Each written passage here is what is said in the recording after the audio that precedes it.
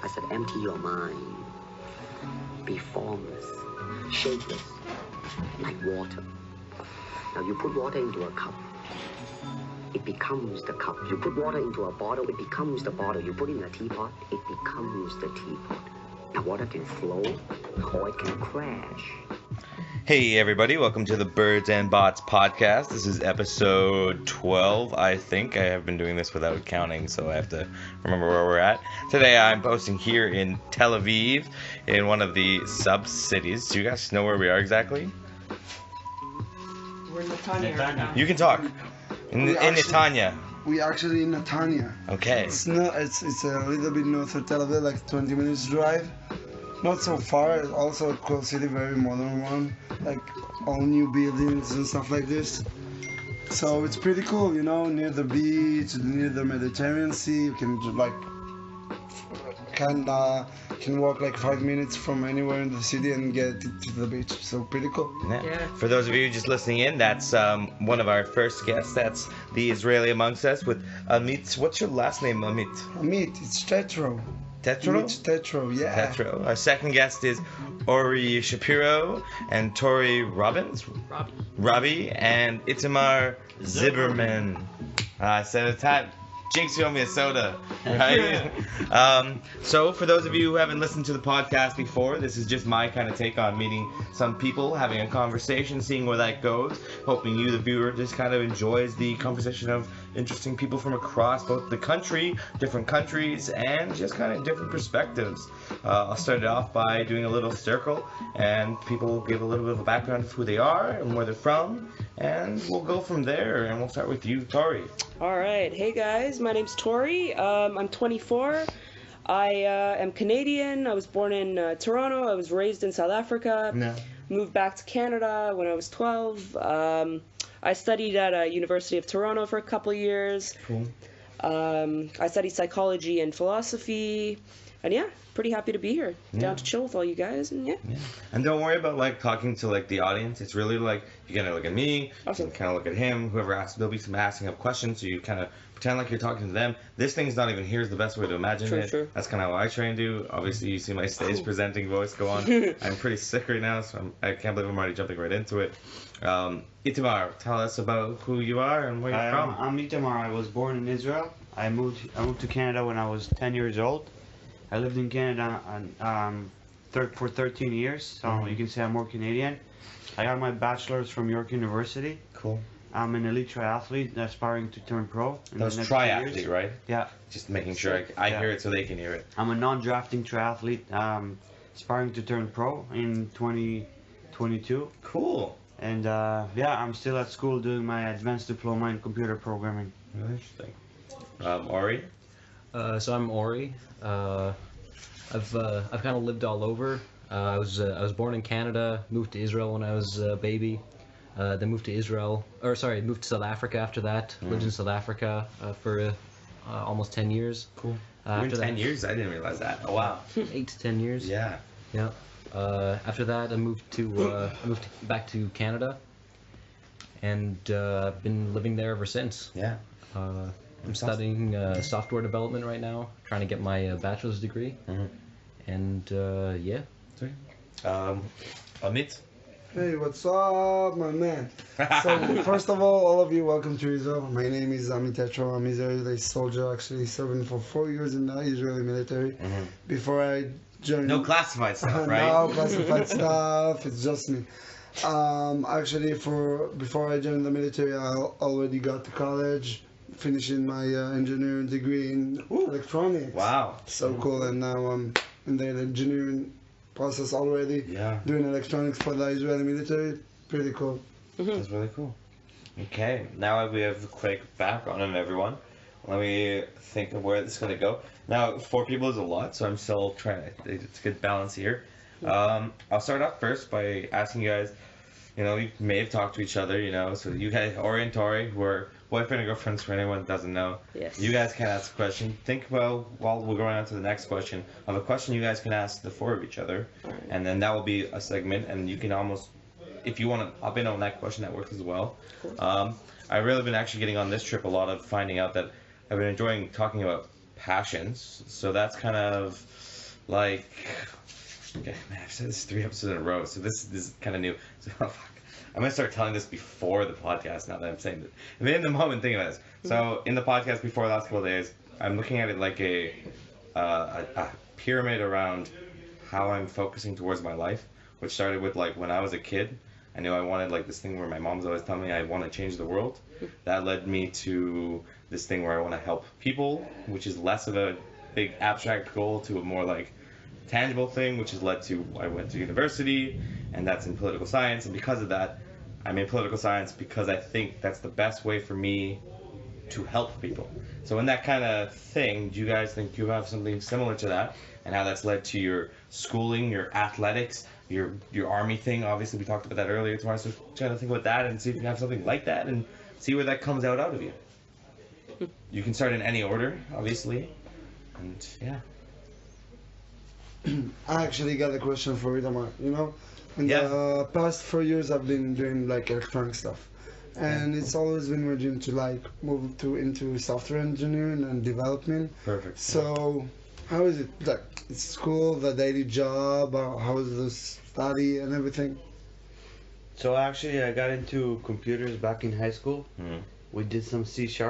I actually went to the Yeah. same high school as Ori. Oh, Yeah, we really? had the same programming class. Whoa. Yeah, actually, we had the same That's teacher. So we Mr. were Lang. totally opposite. I mean, I hated computers. I never understood why people were so fascinated about it. Being on your own in a room, just staring at a screen all day and typing. And then when I did my bachelor's in health studies, I figured there's a whole new branch called health informatics, Yeah. which you can actually help people in hospitals by using computers. Mm-hmm. You can help secure EHR, like electronic healthcare records, EHR, Large Healthcare Records. or electronic medical records Okay. in the U.S.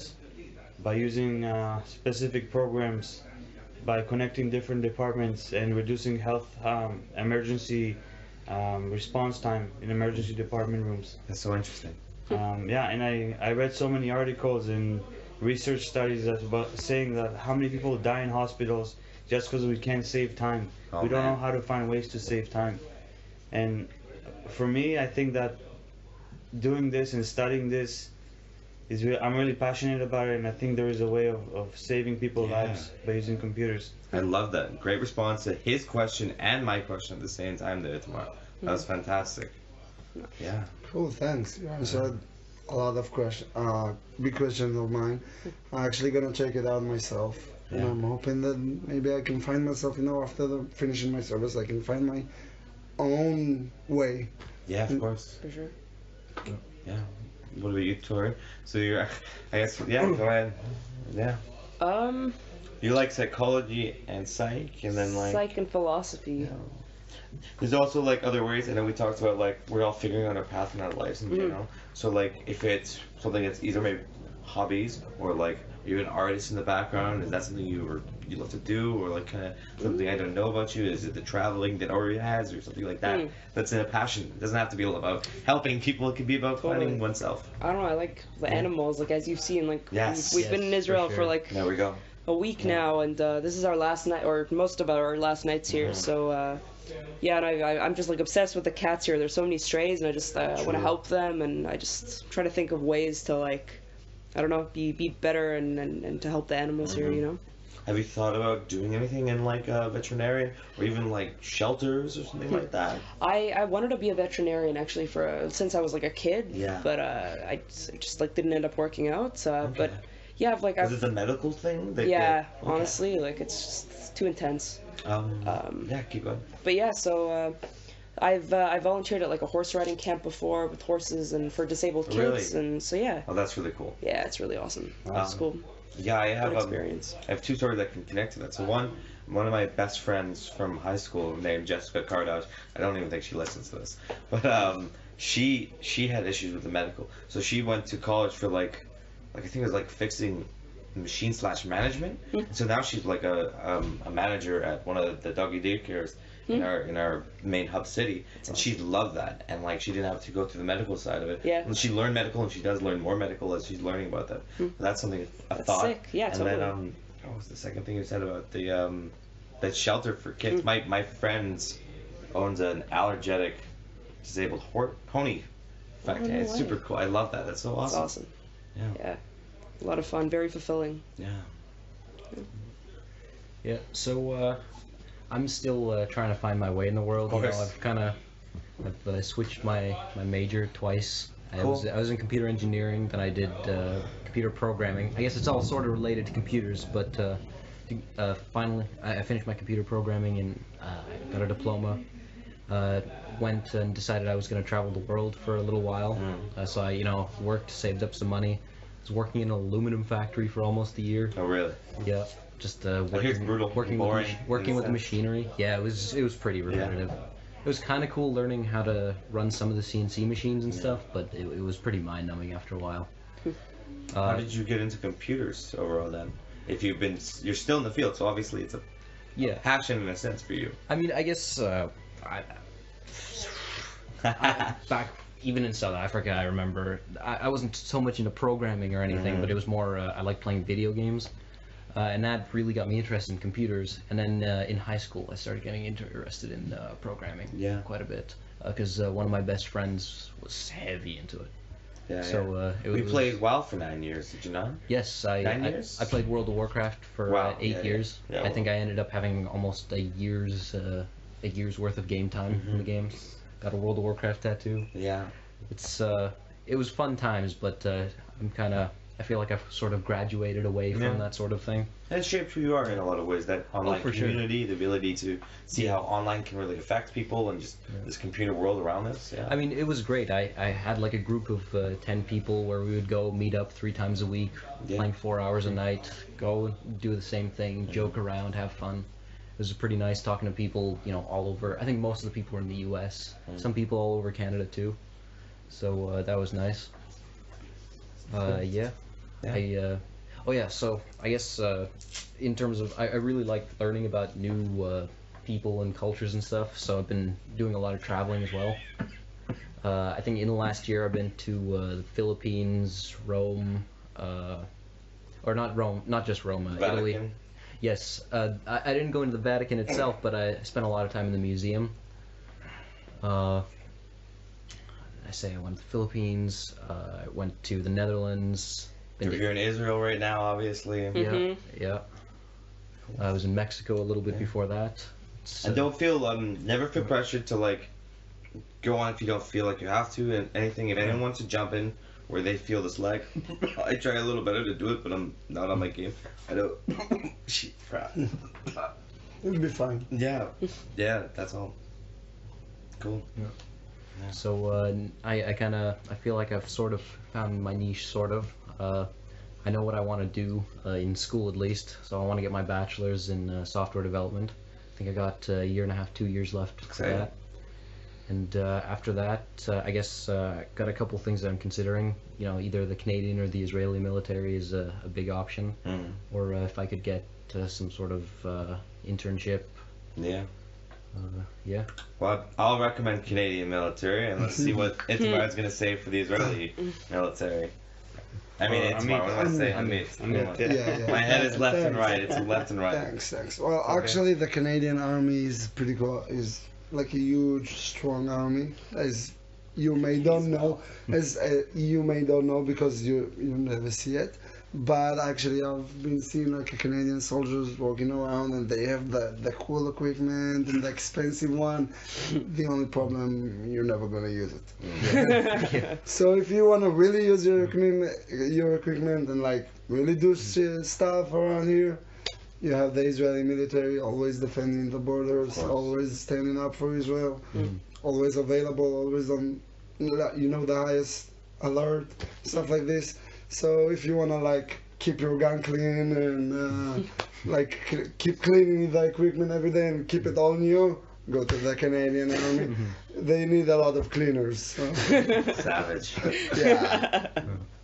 Yeah. And with the Canadian Army, where I'll point, I'm sure my professor, he teaches at the Royal Military College for Canada, and I think one of the interesting things about officer school, which I assume is what you'd be going into, or at least something in computer tech, is that Canada is a massive player in bilateral relations and humanitarian intervention, humanitarian intervention and peacekeeping and peace building. Yeah, that's So while definitely we're not something as much as interesting. a border patrol and protecting of a nation, we are constantly being probably the main adapter of trying to do peace building and peacemaking missions. Mhm. So that's really interesting on that sense, rather than you see the world in that. We are not such a combat force, obviously.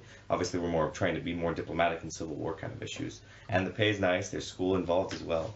You know, where you can live off your 300 shekels a month. You know, I'm just joking. Oh, Yeah. Yeah. If anyone has any questions now, or Actually, I think that you can go into intelligence services yeah, and you'll find a whole new world of cybersecurity, that's so true. of software development, Oh yeah. just looking at cameras all over the cities, Yeah. looking at people staring at them without them even knowing you were there. You can go into private military as well. Yeah. And Yeah, that's work for something I them in haven't countries like Iraq, like Afghanistan, Any- without even being a part of any country. Mhm. What are they called again? Private You- military. Yeah, private military, yeah, and security forces and stuff like that. Very interesting. How is actually? That's an interesting question because What is your thought on private military? You probably, in a non-classified way. Well, Maybe well- just your thought on them. I guess. Well, actually, it's around Israel there's none. You can open it. It's okay if it's. I assume it's gonna be a door. And it's not gonna be very loud. Hi there. Can you come downstairs? For what? 2 minutes. We Oh, got a true, podcast true. going on. Is someone across? Yeah, what going on? Lives A across. podcast. We're doing a podcast. Say hello, everybody. Hey! We just interrupted a very important message to say that we are drinking tonight. So the question, private militaries. So around Israel, we have not a lot of private militaries in the area. What we do have is the Israel Defense Force, which is not serving any private, like Well, Jewish shekels, obviously. agenda, any private agenda. It's only goal, like its name, it's Israel Defense Force. Of course. It's the only agenda that the forces have.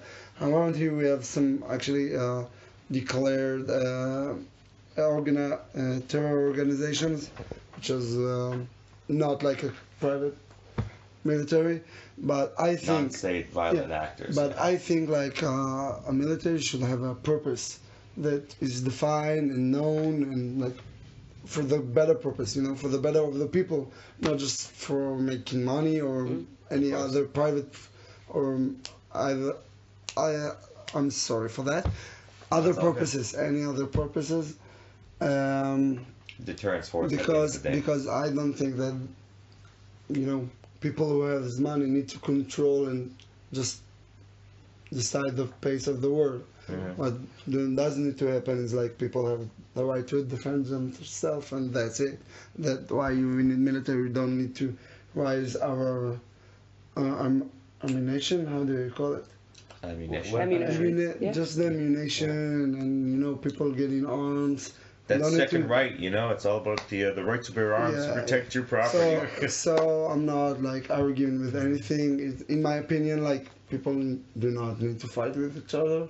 So we don't have like to, and people with money do not need to control things, like to make decision because they have money and they can afford themselves.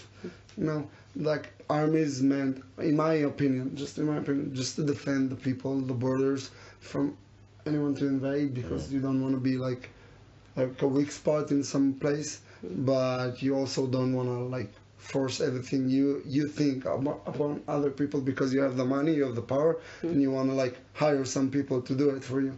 So private military. So it's actually my opinion, and I hope that like private military do not cause harm like I think they do. Yeah. And they only do like good and they maybe serving higher purposes, just not in my perspective, just not in our eyes. Maybe we don't see how they act, but I'm sure I know I could probably go on with you for hours, so I don't want to like consume it because that whole conversation is like, it's massive. It can go on for We hours. started talking about Zen when you started talking about your opinion. Sorry. I think we gotta get back to talking about the Zen, how we get into our hobbies and make a career out of them. Yeah. Right? I'm curious if you can. That's a really good spot on that. How would you phrase that to one of the couples, from your perspective on the finding a zen and finding passion in your hobby? Well, for me, finding a zen was always about finding what I'm not good at. I was never good at swimming. I was always kicked out of my soccer team that I ever wanted to join. I was kicked out of the provincial Ontario soccer team, and I started running long. I was so pissed off about not knowing English properly, about not having friends on my soccer team, not having friends at school. I just started running long, and I also joined the swim team, and I sucked at swimming. I started running long, and I wasn't even good at running. I just over time, just doing it over and over again, to accommodate just all the stress that I had in my life, I found myself being really good at it over the 7 years that I've been doing this so far. So interesting. Yeah. Yeah, and my older brother told me, why not pick up triathlon? Yeah. And I picked it up, and I picked it up really, really fast. Started making money out of it too. Oh, really? Yeah. That's really cool. That's awesome. cool. And you said you're going professional Yeah, in the next 2 years. next 2 Yeah, years. it's So what's that kind of like? I don't even know. I don't know. Well, it's, right now I'm on a high performance team. Okay. It's about an hour from my house, so I communicate with my coach online through a program called Training Peaks, Yeah. where I send him all the files for my watches, and I talk to him about my workouts over the phone and email. And obviously, if turning pro, I'll probably race half Ironman triathlons, which take about 4 hours. Yeah. And it's really hard right now to bridge the gap between being an elite and being a pro, because it doesn't really pay the bills. You Yeah. can't really make a living out of it until you have proper sponsors, right? Of course. My mom had an Olympic bobsledding woman over like a couple years ago, and she won gold. And like she says, like she won gold once, and they got $20,000. Yeah. And like fucking gold the Olympics, and like Yeah. that's like top of the top for that kind of shit. And then they're amazing athletes in bobsledding. The precision you need to be a gold star in any of those things, right? And it's crazy how hard it is to make that kind of money in the sponsorship programs. Yeah. That's how I found my zen, through being bad at stuff, and Yeah. same thing. Being mad at it, so you just fucking threw that's, your body at it. That's Yeah, exactly yeah. why I picked up computers as well, because you feel so much fun and joy when you accomplish something that you were once really bad at. Yeah. Yeah, that's for sure. Yeah. Yeah, I can definitely say, programming's been a bit of a rocky road. I'll definitely get mad, in programming. I can't figure something out, sitting for hours and hours and hours trying to debug something. Yeah. But then, like Itamar said, the satisfaction of actually finishing it and figuring out what the problem is just, Yeah. it's so rewarding. Yeah. I have that same feeling I'm still in school for my papers, and my roommate can attest that I say it a billion times, like, fuck man, this paper's terrible. My professor's gonna like fail me, it's gonna be shit. And I'm like, I'm done, and I get my A's back. I'm like, yeah, it's told you man. And when it's done, you're like, fuck yes, that paper's nice, I enjoyed it, and I'm glad I got that time to just get it done, get it right, and just kind of flow with that. Tori, any spots like that? Any moments where like you had to push something that? What kind of skills have you gained and just like were shit at, and now you love that you pushed through it? God, I don't know. I guess maybe in terms of like anxiety and stuff, I'd say I through like CBT and like cognitive behavioral therapy and that sort of thing. I'd say I'd like gain the skills to kind of like push past that and learn to cope with it better. So yeah. Well, it's good. I haven't been too bad at this trip, but like I definitely have anxiety spikes that come in where I just like cannot communicate at all, and it's a bitch. And cognitive therapy, behavior, and like meditation have been such a benefit. Definitely. And I'm so glad in our communities these days that mental, at least in Canada, I have no clue about Israel. Maybe we'll ask that as the next question too. But like in Canada right now, the mental health game is definitely pushing up. Obviously, there's leagues to go, but like the idea that it's easy to talk about it, easy as a guy to talk about my anxiety or my depression that comes in, that just fucking sweeps me off my feet. But like there's programs and it's still shit, but it's so much better than like in the 90s and the 80s and all that kind of jazz. Yeah, then man up. That'll be. I think that'll be the final question we'll go to. But and this final, is there anything you have overcame that you realize you pushed through, and how that's really developed who you are? Well, it's you, man. You're left. He pushed through his coding.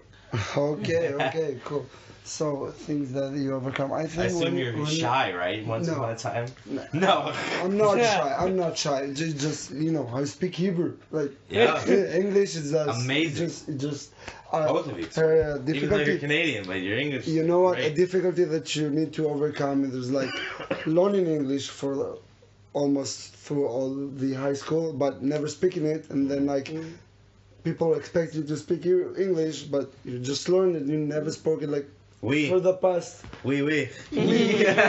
for the past years. So then you need to speak English on podcast, and then it's getting really awkward. But actually, when you're in the military, you have so many difficulties that you have to overcome, because I think sometimes this is even what makes you more mature. We got a podcast going on, so say hi. Oh, sorry. Hi. We'll be out. We're just in the final question after this one. Enjoy. Yeah, keep going with the military. So what I like about it is actually, and what I hate about it, it's actually the same thing. It's just so hard that sometimes when you overcome something, it makes you just more mature, more ready to deal with life. Yeah. Things not gonna be easy. There's gonna be up and downs, and when like you got into a bump or something like that, you just know you've been through a lot worse when you just been the worst. Literally. When you sleep on the ground and you don't eat for like, and you eat like small things through the day, every time you like look back on this stuff, you're just gonna say, I've been through way worse. Yeah. Then you're gonna push through, and then the hill gonna come, you're gonna climb up, and everything gonna be cool. It's just important sometimes to stay cool in life, and to get prepared for the real life. And the army, actually, when you go through it in such a young age, like here in Israel, you're just getting prepared for the rest of your life. Yeah. No. That's another one of the reasons why I want to join the army. It's brotherhood. It pushes you through your limits, and it's hard work. It's like really hard work. Exactly. And you leave the army, you don't say like, I still have times like my assignments. I'm like, oh, it was a pain in the ass, but they're not hard work. I just need to put in the hours. But like the military and like mining jobs, fucking hard. These kind of jobs are hard fucking work. You come out feeling accomplished and feeling more mature because you can look back and be like, this was fucking hard. Spending 6 hours on a single code page, I'm sure is a bitch, right? That's hard work because you're like doing the same thing, going back and back. You have to push through yourself to that mental annoyance of like, where's the slash miss, right? Where's the double space? God damn it. Right? Yeah, no, it's pretty important with programming too. You wouldn't think about it, but in terms of like your diet and stuff like that, it really affects the way that you think. Yes. You got to make sure that you're properly hydrated. You got to make sure that you're eating proper foods. It's your brain's a muscle. You have to properly exercise it, take care of it. I guess the final question. This will work with you too, Itamar, because you might have a better remembrance. You might know a little bit about it, Ori, and you might do it too as well. Tori, I have no clue about.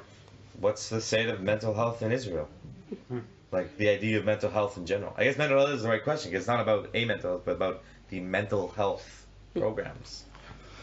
Yeah. That's a good question. I mean, Israel is a country where it's right on the equator, so you won't be, as a person who lives here, you won't be affected by environmental factors. Yeah. Like us in Canada, where you don't have enough sunlight and there's no vitamin D, which affects your hormones and affects your brain.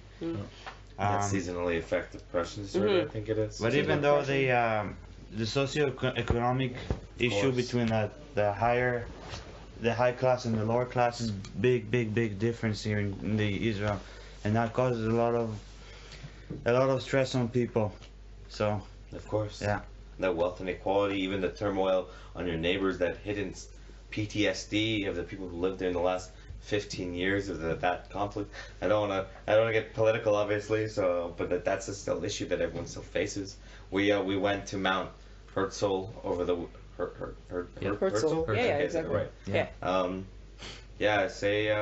Maybe say one quick sentence on that, everyone, and then I'd still like to hear your thought on mental health, and then I don't know. Take what you want. You don't have to follow my question. I'm just kind of. Well, actually, for me as a soldier, being on Mount Herzl is actually one of the hardest thing you can do. Maybe explain just quickly one more time to what Mount Herzl is, because they don't know, the podcasters. Cool. So Mount Herzl is actually a place in Israel, the highest mountain in Jerusalem, which is actually a A military cemetery. cemetery, right? Yeah. And beside military cemetery, it's also the Great Nation graves. What do you call it? Great nation of rapes? The Great Nation leaders are actually buried Oh yeah, among yeah, them we're as all, well. yeah. They hold Prime ministers So and yeah, such. prime ministers, presidents, everything like that. So this is like a powerful place. And then when you go there, like every year, when you just go through the new areas, you just see like graves dig up every time, and just more people coming. And every time you just take a new grave, you hear the story about it. Every tour you're doing that, you're hearing a new story. It just breaks your heart. You know, people fought for the country, people who killed in terror, like soldiers who just stood and watched their family homes and just killed in terror attacks, stuff like this. You hear such a hard stories, and sometimes it's people you know, because Israel, like, it's not a large country. We're talking about 9 million peoples, and like this small, you know. Yeah. You just, if you look at it on the map, you never see it. You just need to get closer because it's not there. Yeah, actually, when we were visiting there, I actually had a personal story which I could not just tell anyone because I could not bear the words. Like speaking about it was so hard that I was actually letting other people speak, because you know, this is just hard place to be as a soldier, and to see your brothers actually like buried there, and people who been through your high school and then joined to the military with you and go through the training with you, and then boom, their life stopped. And they didn't have the chance to ever use whatever they learned, whatever they don't have the chance to fulfill whatever they dreamed about, stuff like this. And when you continue with life, you just understand every day, every new day, you understand what they missed in life, what they didn't experience, how many things has been taken for them, just for nothing. You know, so this place is actually, for a soldier, is the hardest place to be on earth, more than a combat field, because Common field, you have your duty, but there you're just looking over the people who serve their duty. It's a lot of a hardship. I know me looking at Mount Herzl was a little bit difficult too. Just looking at some of the, I guess from earlier in the history, just looking at some of the ages of these soldiers. You know, some of the I saw one who was 14 years old. I guess this was before Israel was really a state, but. Then you know, even some of the more recent ones, there's like 18-year-olds, 19-year-olds. Yeah. My brothers are 17 and 19. You know, I can't picture them going into a combat situation, getting killed. I don't know. It scares me. I don't want my brothers in something like that. Yeah. So we're probably gonna wrap up on a down moment, sadly enough. So you're all new to this podcast. I usually end the segments kind of with if you listen to podcasts, or as you've listened to this conversation, what kind of things, like obviously you don't have to be subscribers or anything, but in something like this where I'm not getting celebrities, I'm just getting interesting people from Israelis. The podcast I was showing you earlier, I'm not even gonna say it. I will say one of my podcasts was from a girl from the First Nations, so we talked about some stuff with her on that. You know, I've had people from India. I have one friend from New York who is from India as well, so it's like a 2 at once. So I get worldwide views. And like, what kind of things would you like to hear? As you can see, none of this is planned, and where we went with this whole conversation is very hard to go, but I do try, and this passion thing has come out from different ones, and I've kept it from other podcast parts of this going on in my 11th episode. Is there something you would like to hear on a podcast like this, or in the future, or something like that? I'll give it a pause first. Unless you have something right away, I'll pause quickly. Probably like to hear a bit more of the psychology aspect. I think Cool. more about like group behavior, human behavior, group mentality, like animal behavior. Yeah, that kind of thing. Yeah, I had that First Nations girl. She just graduated with her psychology degree. She's working. We talked a little bit about how she's going into I know it's pediatric psychology, but it's not pediatric psychology. Child psychology. Child psychology Yeah. in a sense, or at least that's kind of the pathways. Right now she's working, but that's where she's going to. True. Yeah.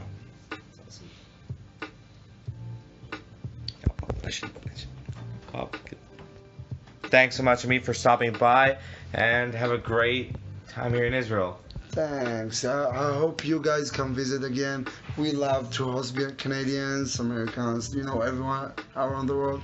So I will be so happy to see you guys again. Hope we meet again. Thank you like a lot. Love you, buddy. Thank you guys so much for being on the podcast. I'll have this uploaded in probably a week or so, or whenever I get the time as this starts rolling on.